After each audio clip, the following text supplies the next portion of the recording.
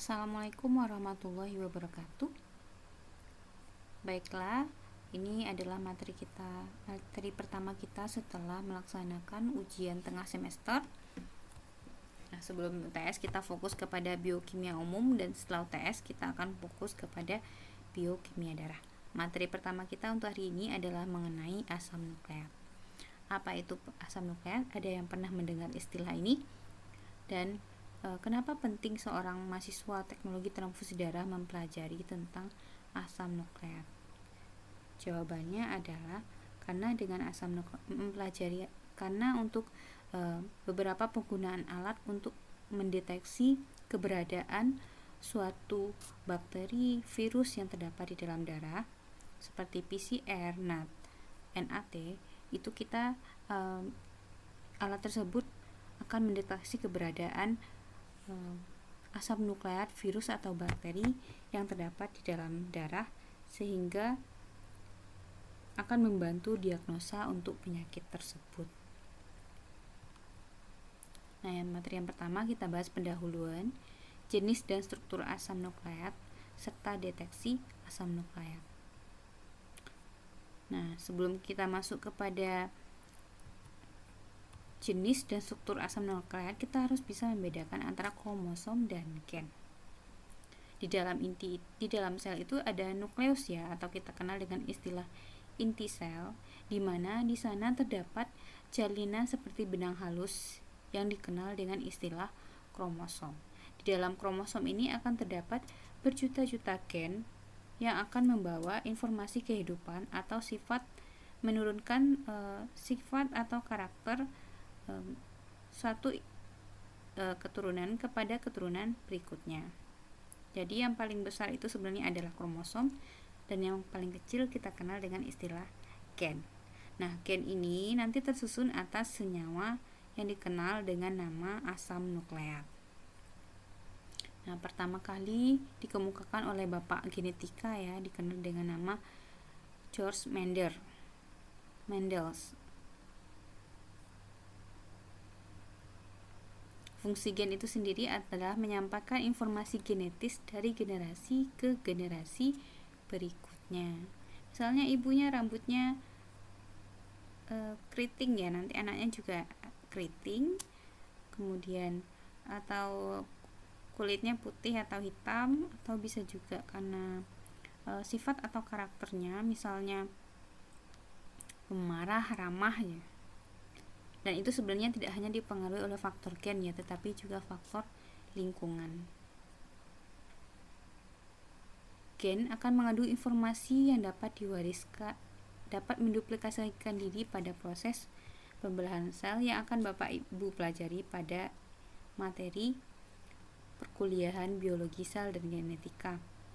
Ini strukturnya, dia terdiri atas kromatit, sentromer bagian tengah, lengan pendek, ada yang pendek nomor 3 itu, dan ada yang lengan panjang.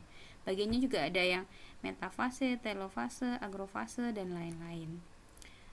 Nah, coba perhatikan ini jumlah kromosom di setiap individu itu berbeda ya, antara manusia dengan ini misalnya kera, simpanse itu sangat berbeda sendiri, dan tidak ada hubungan antara tingkat atau derajat individu. Misalnya manusia 46, tiba-tiba ada marmut 64, itu tidak ada hubungannya yang menyatakan bahwa marmut lebih tinggi derajatnya dibandingkan dengan manusia. Kemudian paket DNA dalam kromosom dapat diperbesar ribuan kali.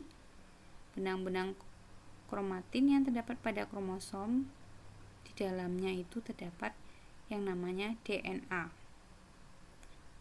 Nah, dalam biologi itu ada namanya proyek Human Genome Project HGP. HGP ini adalah proyek di mana para ilmuwan dunia menyusun atau menyusun DNA yang terdapat pada makhluk hidup ya, sebanyak 3,3 miliar basa nitrogen. Dan ini sangat penting sekali untuk pengembangan ilmu pengetahuan dalam bidang genetika. Nah, tiap basa dalam genom manusia dan simpanse sudah dapat dibandingkan, sehingga contohnya ya, dengan melakukan proyek HGP, ilmuwan bisa membedakan antara genom manusia dengan genom simpanse, sehingga dapat dibandingkan informasi genetik yang membedakan kedua jenis spesies tersebut sangatlah berbeda. Ya, ini juga. Kemudian masuk ke pendahuluan. Pertama kali ditemukan pada isolasi inti sel putih ya, sel darah putih, oleh ilmuwan Jerman yang mengandung suatu zat yang kaya akan fosfat atau nuklein. Nah, asam nukleat itu terbagi atas dua, ada yang tersusun atas gula deoksiribosa dan ada yang tersusun atas gula ribosa yang kita kenal dengan nama RNA dan DNA. Nah, ini ya, untuk basa asam nukleat itu sendiri ada yang namanya urasil, timin, sitosin, adenin, dan guanin.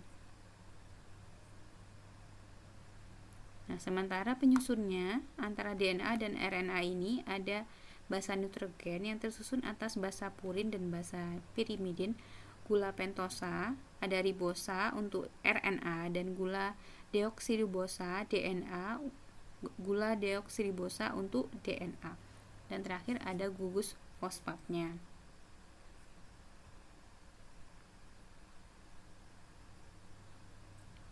Nah, ini DNA tersusun atas basa nitrogen, adenin dan timin, serta guanin dan sitosin. Begitu juga dengan RNA, ada adenin dengan urasil dan guanin dengan sitosin yang dipasangkan dengan ikatan hidrogen ya. Adenin dengan timin itu pasangannya rangkap 2 ikatan hidrogen, sementara guanin dengan sitosin itu rangkap 3 hidrogen. DNA ini berfungsi membawa informasi genetik dari suatu generasi ke generasi berikutnya. Lokasi DNA ini bisa kita temukan pada inti sel, mitokondria, dan plastida pada sel tumbuhan. Sementara pada bakteri ada yang dikenal dengan DNA cincin yang berbentuk sirkular yang dikenal dengan nama plasmid. Nah, DNA ini bentuknya rangkap ya, double helix. Sementara RNA, dia merupakan rantai tunggal yang tidak membentuk struktur helix seperti DNA. Digunakan untuk mengekspresikan informasi genetik sel secara temporer. Jadi, RNA ini merupakan DNA yang sudah mengalami perubahan ya. Mengandung gula ribosa sebagai pengganti deoksiribosa pada DNA dan basa nitrogen pirimidin urasil sebagai pengganti dari timin. Nah, di RNA ini ada beberapa, ada RNA ribosom, terdapat pada ribosom, mRNA, messenger RNA, ini terdapat pada nukleus yang membawa kode genetik DNA dari inti sel menuju ribosom, serta RNA transfer yang terdapat di dalam sitoplasma.